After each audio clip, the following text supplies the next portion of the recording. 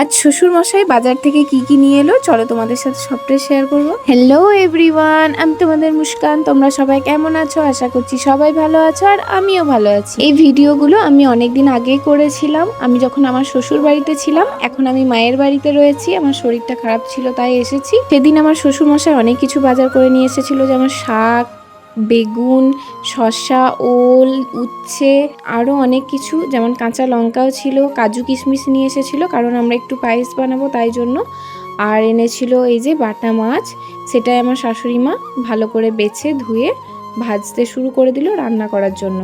আর এদিকে আমি লঙ্কার ডাঁটগুলো ছাড়িয়ে নিচ্ছিলাম বসে বসে। তারপর দুপুরবেলা আমরা স্যালাড বানাতে গিয়ে দেখি যে লেবু শেষ হয়ে গেছে, তাই জন্য আমাদের গাছ থেকে পেরে নিলাম এই যে 3টে লেবু। তো অনেকদিন পর আমি ভয়েস নিয়ে আবার ভিডিও শুরু করলাম, কারণ শরীরটা আমার অনেক খারাপ ছিল, তোমরা তো সবাই জানো।